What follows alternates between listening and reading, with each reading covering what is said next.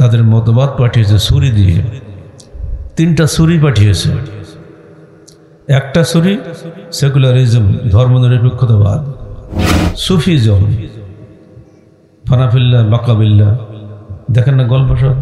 নেতারা election campaign শুরু করেন সুফিদের দরবারে গিয়ে, দে বাবা খাজা দে দিলা দে, হে খাজা তুমি দাও, তাহলে অন্যের পকেটে দেওয়াই দাও। তারা ইহুদি নাসারাদের তরিকায় ইসলাম কায়েম করতে চায়, ফলে ইসলামও কায়েম হয় না, ইহুদি নাসারার তরিকাও কায়েম হয় না। তো আপনি যেহেতু সুদ হালাল করার পক্ষে জনমত নিচ্ছেন, আপনিও জাহান্নামে দলভুক্ত হবেন। কোনো সালাত সিয়াম আপনাকে বাঁচাতে পারবে না। 7টা জিনিস মানুষকে ধ্বংস করে আবার নাজাত দেয়। আহলে হাদিস আন্দোলন বাংলাদেশ, আসুন পবিত্র কুরআন ও সহিহ হাদিসের আলোকে জীবন গড়ি। বিসমিল্লাহির রহমানির রহিম। ইহদিনাস সিরাতাল মুস্তাকিম সিরাতাল্লাযীনা আন'আমতা আলাইহিম গায়রিল মাগদুবি আলাইহিম ওয়ালাদ-দাল্লিন। আমিন। সম্মানিত সভাপতি, উপস্থিত ওলামায়ে কেরাম এবং আজকের রাজশাহী পূর্ব জেলা সম্মেলনে সমবেত শ্রোতৃমণ্ডলী, আহলে হাদিস আন্দোলন কী চায়, কেন চায়, কীভাবে চায় ইতিমধ্যে আপনারা শুনেছেন।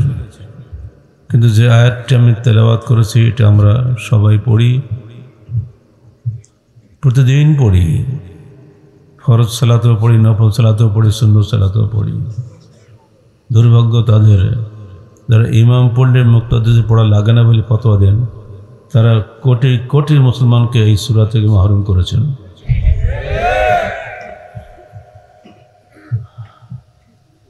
সূরা ফাতিহা উম্মুল কুরআন, কোরআনের সার নির্যাস।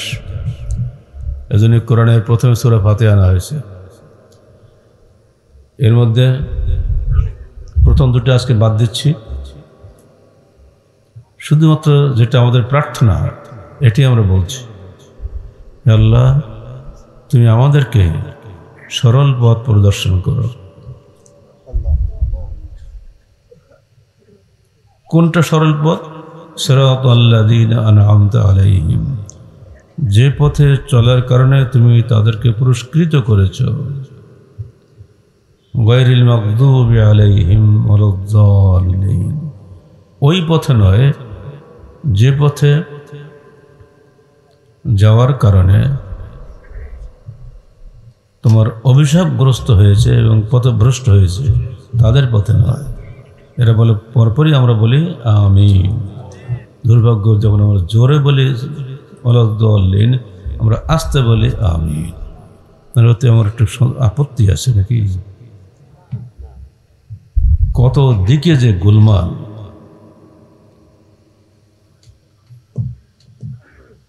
সিরাতাল মুস্তাকিমটা কি? পুরো কোরআন তার ব্যাখ্যা। পুরো কোরআনের প্রতিটি বাক্য, বর্ণ, নক্তা সবটাই সিরাতে মুস্তাকিমের ব্যাখ্যা। যিনি সিরাতে মুস্তাকিম বুঝতে চান তাকে পুরা কোরআন পড়তে হবে। যদি বলেন যে এত পড়ার সময় আমার নাই, কোরআনের যে কোনো একটা আয়াত পড়লেও আপনি সিরাতে মুস্তাকিম পাবেন। তুমি একটু আগে যেমন শুনলেন ডক্টর সাখাওয়াতের কাছে, মদ হারাম, এটা কোরআনে নাই। সুদ হারাম, কোরআনে নাই। কিছুই পড়লেন না, একটা আয়াত পড়লেন, বাস এতেই আপনার জীবন পাল্টে গেল। যদি আপনি সুদ খান, উনি সিরাতে মুস্তাকিমের বাইরে চলে গেলেন। যদি ঘুষ খান, উনি সিরাতে মুস্তাকিমের বাইরে চলে গেলেন। আপনি যতই সালাত পড়েন না কেন, কোনো কাজ হবে না, আপনার প্রার্থনা কবুল হয়নি। এই বিষয়টি বুঝলে কিন্তু আপনার বেশি কষ্ট হবে না।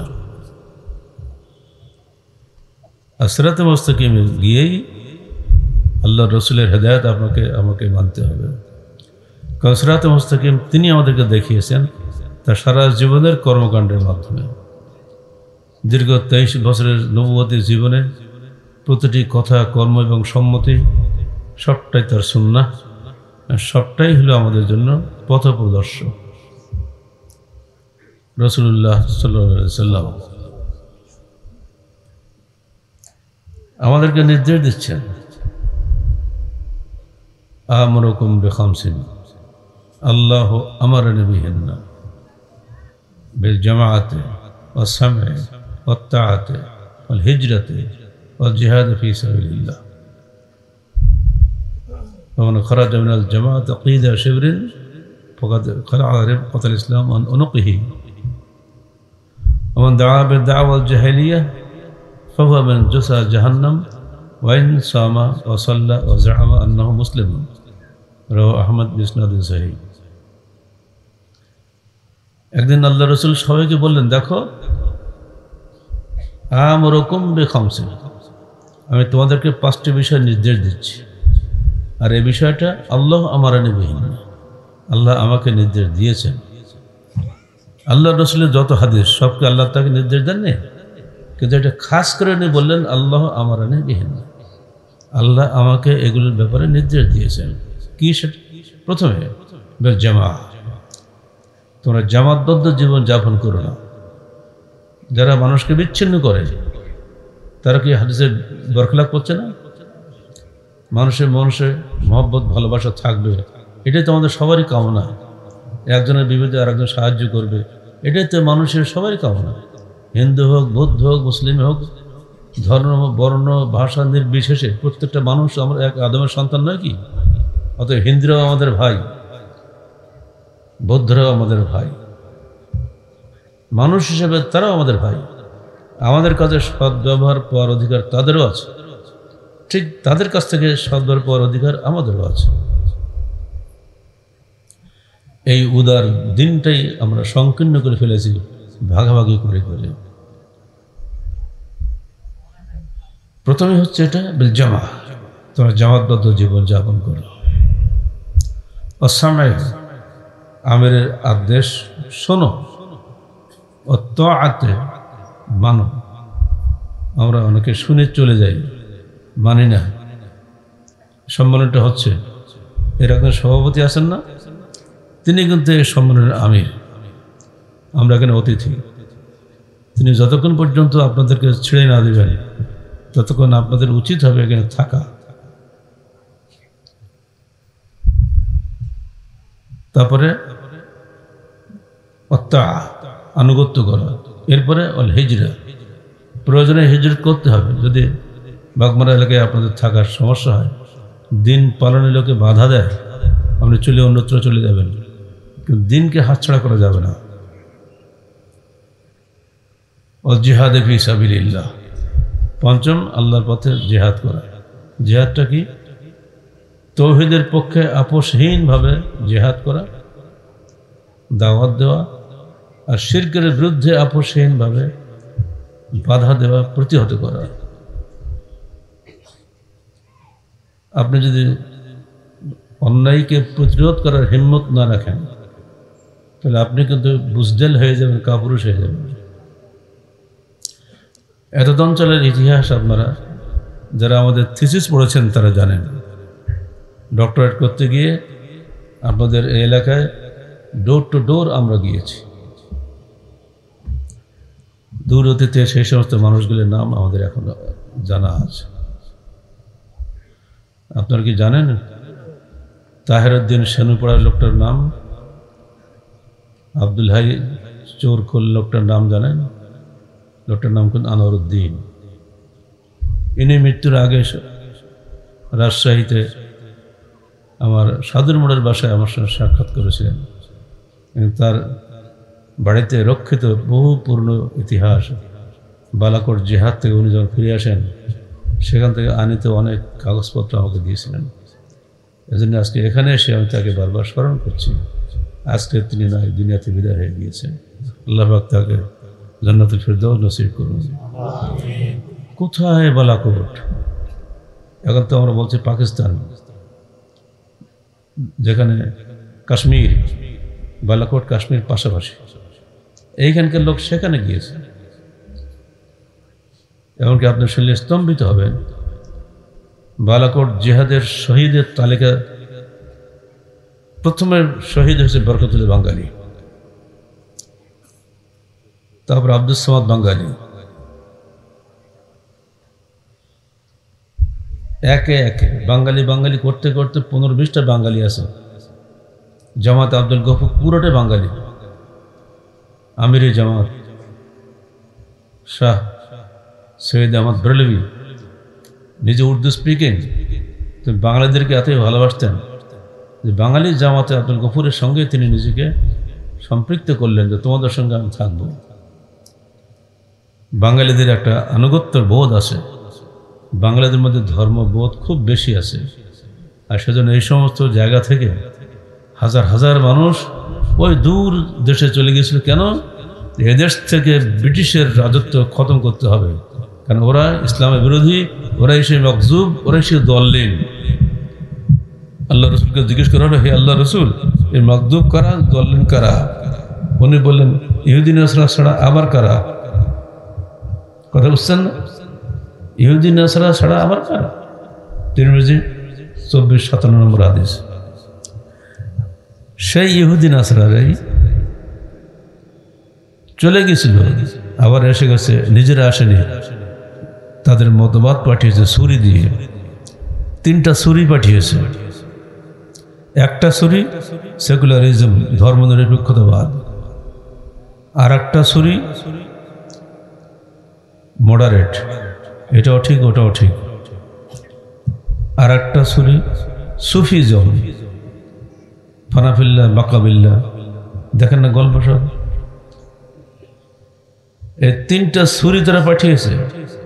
তোমরা সুফি মানুষ, দুনিয়াদের কিছু বোঝো না, সুফিগিরি করো, তোমাদের খেদমত করলে মানুষ জান্নাতে চলে যাবে। অন্য করে যারা মডারেট, তারা ইহুদি নাসরাদের তরিকায় ইসলাম কায়েম করতে চায়, ফলে ইসলামও কায়েম হয় না, ইহুদি নাসরার তরিকাও কায়েম হয় না। মাঝখানে সারাটা জীবন ওই ঘুরে ফিরে ওই কাজই করতে হচ্ছে, জীবন শেষ করে ফেলছে, কিন্তু আল ঘেরাতে মাল ঘেরা, ঘুরে ফিরে ওই ঘেরা, কিছুই করতে পারছে না। ইসলাম প্রতিষ্ঠা হবে ইসলামী তরিকায়, দাওয়াত ও জিহাদের মাধ্যমে, ভোটাভুটির মাধ্যমে নয়। এই বিষয়টি তাদের খুব সূক্ষ্ম কৌশলে তারা মানুষকে বুঝায়। অধিকাংশ লোক ভোট দিলে তখন তো অটোমেটিক ইসলাম কায়েম হবে, কিন্তু না, ইসলাম ভোটের মাধ্যমে সত্য মিথ্যা যাচাই হয় না। ইসলাম বলেছে সুদ হারাম, ভোটের মাধ্যমে হালাল করবে। যদি আমাদের জাতীয় সংসদ যদি সিদ্ধান্ত নেয় সুদ চলবে, সারা বিশ্ব সুদ ছাড়া চলছে না, তো আমরা চালাবো আমাদের ব্যাংকগুলোতে। হ্যাঁ, আপনি তো অবশ্যই হালাল করে নিয়েছেন অলরেডি। পাকিস্তান এবং বাংলাদেশের 73 বছরের বা 79 বছরের জীবনে সুদ হারাম হয় নাই। সরকারিভাবে সুদ হালাল, কৃষি ব্যাংকে সুদ, বাংলাদেশ ব্যাংকে সুদ, এমন কোনো অর্থনৈতিক কর্মকাণ্ড নাই বাংলাদেশে যেখানে বা পাকিস্তানে ছিল সুদ নাই। মানে আপনি প্রকারান্তরে সুদকে হালাল করে দিয়েছেন, মুখে বলেন না অবশ্য। ঠিক অমনি করে ঘুষ, দুর্নীতি সবই চলছে, ভালো করে জানেন যেগুলো করা যায় না। ফলে এই হাদিস আপনাকে বলে দিচ্ছে, মান দাআবা দাওয়াল জাহিলিয়া কানা মিন জুসা জাহান্নাম, যে ব্যক্তি মানুষকে জাহিলিয়াতের দিকে আহ্বান জানায় সে ব্যক্তি জাহান্নামীদের দলভুক্ত হবে। অতএব আপনি যেহেতু সুদ হালাল করার পক্ষে জনমত নিচ্ছেন, আপনিও জাহান্নামীদের দলভুক্ত হবেন। কোনো সালাত সিয়াম আপনাকে বাঁচাতে পারবে না। সূরা নিসা 85 আয়াতটা একবার পড়ে দেখুন, যেখানে আল্লাহ পাক বলে দিচ্ছেন, মানুষ শাফাআতান হাসানাতান ফালাহু কিফলুম মিনহা, যে ব্যক্তি একটা ভালো কাজের সুপারিশ করে সে তার একটি অংশ পায়, আর যে ব্যক্তি একটা খারাপ কাজের সুপারিশ করে সেও তার একটা অংশ পায়। আমালাহু ফিল আখিরাতি ওয়ান নসিব, আখিরাতে তার কোনো অংশ থাকে না। আপনি ভালো কাজের সুপারিশ করেন, করতে পারেন বা না পারেন, আপনি নেকি পাবেন। যদি অন্যায় কাজে সুপারিশ করেন তাহলে আপনি গুনাহে তো পড়বেনই। ওই লোকটা যতটা গুনাহ করো সারা জীবনে, 4 বছর বা 5 বছরে, এই সব গুনার একটা অংশ আপনার আমল নামা চাপবে।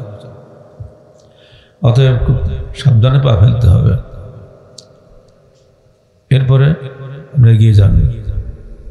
হাসান বসরি বলছেন, দেখো 7টা জিনিস আছে যে দুটো জিনিস মানুষকে নাজাত দেয় অথবা ধ্বংস করে। মুখ, চোখ, কান, জিহ্বা, চারটে হলো, আর লজ্জাস্থান, হাত এবং পা। এই 7টা জিনিস মানুষকে ধ্বংস করে আবার নাজাত দেয়। এই দুটোকে আগে মুসলমান করো, পরে তুমি মুসলমান হওয়ার চেষ্টা করো। এই 7টা জিনিস মুসলমান করাকে 4টির কথা মনে করেন নাকি? খুব কঠিন কথা। আমাদের মধ্যে এই বিষয়টি তিনি স্মরণ করে দিয়েছেন বহু পূর্বে, হাসান বসরি প্রখ্যাত তাবী। পরে ঠিক একই কথা বলেছেন ইবনে কাইয়িম আল জাওজিয়া, তিনিও ঠিক একই কথাই বলে গিয়েছেন। এই বিষয়গুলি আমাদেরকে খেয়াল রাখতে হবে। আপনার বলেন নারী পুরুষের লিঙ্গ বৈষম্য থাকবে না, অথচ নারী পুরুষের লিঙ্গ বৈষম্য আছে বলে নারী নারী এবং পুরুষ পুরুষ, পরস্পরের আমরা পরিপূরক। নারীকে বাদ দিয়ে পুরুষ থাকতে পারে না, আর পুরুষকে বাদ দিয়েও নারী টিকতে পারবে না। কিন্তু কখনোই দুটোকে সমান বলা যাবে না। যদি সমান বলি আমি নিজেই ঠকবো, কারণ কোনো রাজনৈতিক নেতার বউ বা 20 বছরের মেয়ে একাকী ঢাকার রাজপথে রাতের অন্ধকারে যেতে পারে? কোনো রেকর্ড আছে? কারো সাহসে যাবে না। হ্যাঁ, উনি যদি পুলিশদের গার্ড দিয়ে দেন সে কথা আলাদা, একাকী যাওয়ার ক্ষমতা নাই। তাহলে এই সমস্ত উল্টাপাল্টা কথা বলে মানুষের স্বাভাবিক জীবনযাত্রাকে ব্যাহত করা, ক্ষতি করা ছাড়া কিছুই নয়। সমাজ দূষণের সবচেয়ে বড় হাতিয়ার হচ্ছে নারী পুরুষের অবাধ মেলামেশা। এটা থেকে আমাদের দূরে থাকতে হবে, তাহলে আল্লাহর পক্ষ থেকে রহমত নেমে আসবে। নইলে নারী পুরুষের অবাধ মেলামেশা অব্যাহত রেখে কোশ্চিনকালেও আপনি দেশে শান্তি আনতে পারবেন না। এই সঙ্গে শুরু হয়েছে মাদকতা। মা আসকারা কাসিরু কালিলুহু হারাম। অধিক খাওয়াতে যেটা মাদকতা আনে, কম খাওয়াতেও সেটা মাদক, সেটা হারাম। অনেকে বলে আমার তো অনেক বেশি খেলেও কোনো সমস্যা হয় না, তো অল্প খেলে ক্ষতি কি? জি না, অল্প খেলেও ক্ষতি হবে, ওটা হারাম হবে। হারাম কাজে অংশগ্রহণ করবেন না। গ্রামে গঞ্জে আজকাল এত মাতাল দেখা যাচ্ছে, গাড়ি নিয়ে আসতে রাস্তায় মনে হয় অ্যাক্সিডেন্ট করবে। এত মাতাল কোথায় ছিল? আগাতে বলে ছিল না এই এলাকায়, আগে কোনো হাইলাইট ছিল না। চরিত্র কী ছিল? আমার ইতিহাসে আমি 16টা রকম অভ্যাস দিয়েছে আপনার বাপদাদাদের, 16 রকম। ঠিক হিন্দুদের সঙ্গে মিল রেখে তারা তাদের নাম রাখতো, সোনাভান, রূপভান, আরও যে কত ভান আছে এরকম ঠিক নেই। ঠিক হিন্দুদের যে নাম, মুসলমানদের সেই নাম ছিল। হিন্দুর মাথার টিকি রাখতো, মুসলমানদের মাথার টিকি রাখতো। মুসলমানরা গরু এবং ছাগল জবাই করতো না, হিন্দুরা খুব নাখোশ হবে সেই মনে করে মহিষ খাইত। কদিন আগে, এখন দেখছি রাজশাহীতে, এবং সেদিন গেলাম কোথাও শিমুলবাড়িতে, কালকে গেলাম বগুড়াতে, সুবহানাল্লাহ বিহামদি, বিশাল বিশাল মহিষের অ্যাডভার্টাইজ হচ্ছে। মানে আমাদেরকে হিন্দু বানিয়ে ছাড়লো। গরু আর খাওয়া যাবে না। 14 মণ, 15 মণ, 20 মণের মহিষের গল্প দিলে আপনার খেতে মন চাইবে, জিভটা লাল পড়বে। কিন্তু এগুলিই চলছে এখন। নাম ছিল এই, আমাদের বাপদাদের নাম এই। তারপরে ছেলের নাম পসা, দুঃখে মুসি, আবতল নাম সব। এই নামগুলো আমাদের মধ্যে আগে কখনোই ছিল না, সুন্দর নাম ছিল। এই নামগুলো ঢুকেছে হিন্দুয়ানি প্রথা থেকে। আমাদের মধ্যে হিন্দুয়ানি যত প্রথা ছিল তার মধ্যে একটা নোংরা প্রথা ছিল এই, যে জবাই করতে হয় মুরগি, জবাই করতে হলে তো মৌলবি লাগবে। তো একটা মৌলবি কয় বাড়িতে যাবে, তুমি বলতেন তোমরা একটা ছুরি নিয়ে আসো, আর ছুরি পড়ে দেবো, এত টাকা ফিস। যতগুলো তুমি জবাই করবা তার একটা হিসাব ওনারা বলতেন। এই জবাইতে তোমার 10টা বা 20টা মুরগি জবাই করে যাবে। সেই টাকা দিয়ে ছুরি পড়ে আসতে হতো, বাড়িতে এসে নিজের জবাই করতে হবে, মৌলিক বাড়ি বসে থাকতো। এই যে সিস্টেম, সোশ্যাল সিস্টেম, এগুলো ছিল মুসলমানদের। বিসমিল্লাহ বলা কেউ জানে না। কি অবস্থা আমাদের ছিল! দাঁড়িয়ে টুপিতে প্রশ্নই ওঠে না। সালাদ কেমনে পড়তে হয় তাতে কেউ জানে না। কিন্তু ওরা এই হাদিসটা জানতো যে মসজিদ যদি বানাই, যদি সেখানে আমরা আজান না দেই তাহলে আল্লাহর গজব নামবে। কিন্তু সালাদ যে পড়তে হবে এটা তাদের হুঁশে থাকতো না। একজন লোক জোহরের শুরু থেকে আজান শুরু করবে, যত মসজিদ আছে ওই এলাকার মধ্যে সমস্ত জায়গায় আজান দিতে দিতে একেবারে আসর পর্যন্ত দৌড়াবে। শেষে সালাত পড়লো কি না পড়লে সে হুঁশিয়ার থাকে না। এইভাবে তাকে কিছু বেতন দিতে হতো যাতে গজব নাজিল হয় সেই ভয়ে।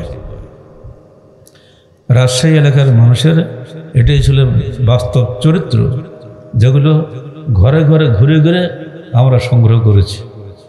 বুড়ো বুড়ো মানুষের কাছে আমি নিজে গেছি, তাদের কাছে গল্প শুনেছি যে আপনি আহলে হাদিস কেন, আপনি মোহাম্মদী কেন, বলতে বলতে একবারে গল্প করতো।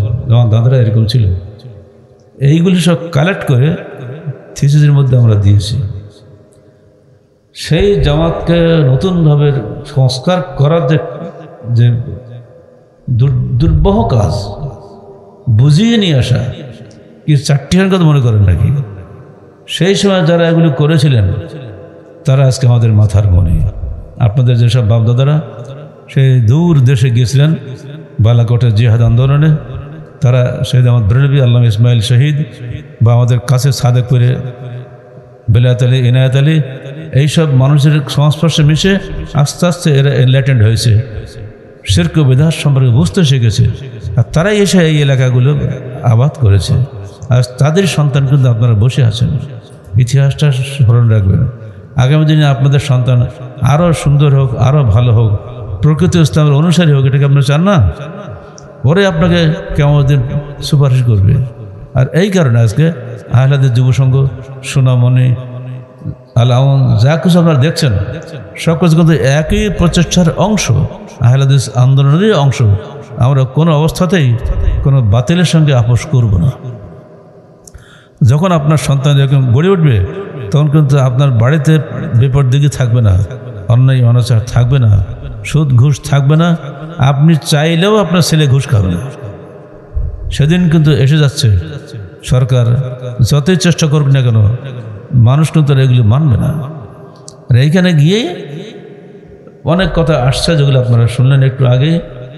রাষ্ট্র চলবে কী করে, বড় মাথা ব্যথা আপনার এটা নিয়ে। রাষ্ট্র চলবে কে নিয়ে আপনার চিন্তা করা লাগবে না। এ তো সেদিনের ব্যাপার। 1924 সালের 3রা মার্চে মুসলমানদের কাছ থেকে খেলাফত ছিনিয়ে নেওয়া হয়েছে।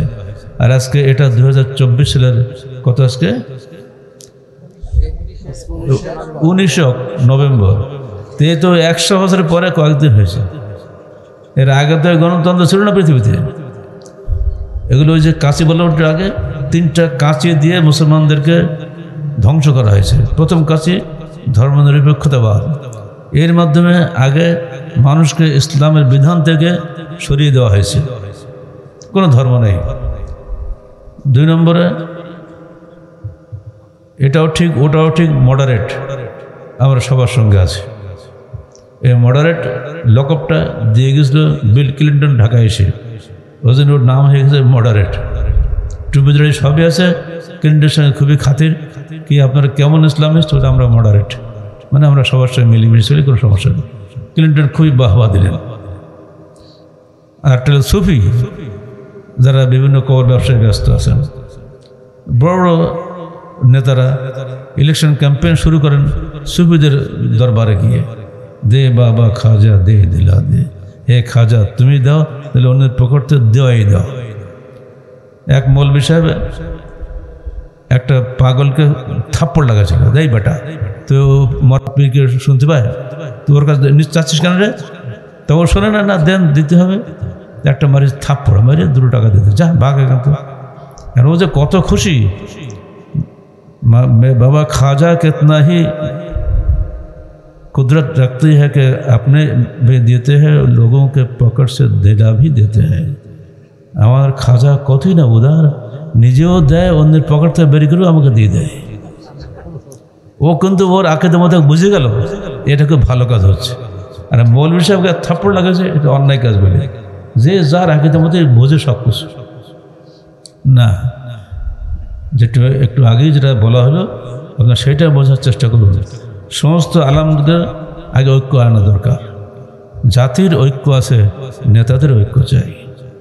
সবচেয়ে বড় সমস্যা হচ্ছে আজকে জাতির ঐক্য আছে, সাধারণ মানুষ সবসময় ইসলামের ঐক্য চায়। ওয়াতাসিমু বিহাবলিল্লাহি জামিআন ওয়া লা তাফাররাকু, তোমরা সবাই আল্লাহর দ্বীনকে হাবলুল্লাহ, কোরআন এবং সুন্নাহকে আঁকড়ে ধরো, ওলা তাফাররাকু, বিভক্ত হয়ে না। আর গণতন্ত্রের মূল বক্তব্য কি? বহুদলীয় গণতন্ত্র, মানে তাফাররাকু, বিভক্ত হও। কোরআন যা বলে ঠিক তার বিপরীত বলছে না। এটা যতদিন থাকবে কোশ্চিনকালেও জাতীয় ঐক্যবদ্ধ হবে না। আর এই করে আমাদের সমাজটাকে বিভক্ত করে দিয়েছে। রাজনৈতিকভাবে আমরা বিভক্ত, ধর্মীয় ভাগও বিভক্ত। জাতীয় তকলিদ, বিজাতীয় তকলিদ আমাদেরকে সব দিক থেকে একশো পৃষ্ঠে জড়িয়ে ধরেছে। একমাত্র আহলে হাদিস আন্দোলনের একটি মাত্র সংগঠন বাংলাদেশে, যারা মানুষকে বলে আসুন পবিত্র কোরআন ও সহিহ হাদিসের আলোকে জীবন গড়ি। কোরআন এবং সহিহ হাদিস এটা মুসলমানদের জাতীয় সম্পদ, কোনো একটা দলের নয়। এর আলোকে যদি জীবন গড়তে হয় আপনাকে অবশ্যই ঐক্যবদ্ধ হতে হবে। আর ঐক্যবদ্ধ হতে গেলে একটা ঐক্যবদ্ধ বেসিস লাগে, ভিত্তি লাগে। ভিত্তি হচ্ছে কোরআন এবং সহিহ হাদিস। বিভিন্ন মযহাবের বিভিন্ন ফিকহ, এগুলো দিয়ে কোশ্চেন গেলে ঐক্য হবে না। আপনি হানাফি মযহাবের লোক, আপনার ফিকহ কি? হেদায়াত শরীফ কুদরি। আপনি যতই কোরআন হাদিস বলেন ওইখানে থাকলে মানবেন, নাইলে মানবেন না। আপনি শাফি মযহাবের লোক, আপনার ফিকহ আছে আলাদা। আপনি সেই ফিকহের অধীনে যদি হাদিসটা মানেন তাহলে আপনি ওই ফিকহ অনুযায়ী হাদিসটা মানবেন, নাহলে মানবেন না। এমনি করে মুসলমানদের মধ্যে ধর্মীয়ভাবে বিভক্ত এসে গেছে। রাজনৈতিকভাবে আপনি একদল করেন, উনি একদল করেন, মারামারি কাড়াকাড়ি চলতে সব থেকে। তো রাজনৈতিকভাবেও আমরা বিভক্ত। এই বিভক্তিকে দূর করার জন্য আমাদেরকে ঐক্যবদ্ধ হওয়ার জন্য একটাই প্ল্যাটফর্ম রয়েছে, পবিত্র কোরআন ও সহিহ হাদিসের আলোকে জীবন গড়ার দাওয়াত নিয়ে আপনারা সমাজের কাছে যান, মানুষকে বুঝান। যুবকদেরকে বলছি, বাবা তোমরা যৌবনটাকে আল্লাহর পথে ব্যয় করো। হে তরুণ, তোমার বুকের প্রতিটি ফোঁটা রক্ত আল্লাহর দেওয়া পবিত্র আমানত, এসো তা ব্যয় করি আল্লাহর পথে। এটা যদি আমরা করতে পারি তাহলে আমাদের এই রক্ত বৃথা যাবে না। রাজনৈতিক দ্বন্দ্বে তরুণদের রাস্তাঘাটে বেঘরে জীবন দিচ্ছে, এসব জীবন কোনো কাজে লাগছে? বেকার খালি। যেসব তরুণরা, ছাত্র জনতা 5ই আগস্টের যে বিপ্লব ঘটিয়েছে সারা বাংলাদেশে, এটা অতুলনীয় অভ্যুত্থান। আগামী দিনেও বাংলার জমিনে কোরআন এবং সহিহ হাদিসের অনুসারী যুবকরা একই অভ্যুত্থান ঘটাবে, তখন সারা বাংলাদেশে একই দিনে পরিবর্তন হয়ে যাবে। আমরা ওই অপেক্ষায় রইলাম। তরুণদেরকে ওই দাওয়াত দিয়েই চলে যাচ্ছি, তোমরা এগিয়ে আসো। যারা এবারে অভ্যুত্থান ঘটিয়েছে তাদের সামনে পরকালের কোনো চিন্তা ছিল না, শুধু একটা পরিবর্তনই তারা করেছে। একজনকে হঠাৎ হবে, এক মহিলাকে, বাস এটাই হিংসা। কিন্তু না, আমাদেরকে এমন প্রতিজ্ঞা নিতে হবে সব কিছু বাতিল করে সেটা পবিত্র কোরআন এবং সহিহ হাদিস অনুযায়ী পরকালের মুক্তি চাইব। পরকালে আমাকে আসবেই, মৃত্যু আমার হবেই, মৃত্যুর পরে আমাকে জান্নাতে বা জাহান্নাম একটা হতেই হবে। আমরা চাই জান্নাত, আর জান্নাতের স্বার্থেই আমি আমার জীবন দেব। এই অবস্থা যখন আমাদের যুবকদের মধ্যে সৃষ্টি হয়ে যাবে, পুরা বাংলাদেশ পরিবর্তন হয়ে যাবে ইনশাআল্লাহ। আসসালামু আলাইকুম ওয়া রাহমাতুল্লাহি ওয়া বারাকাতুহু।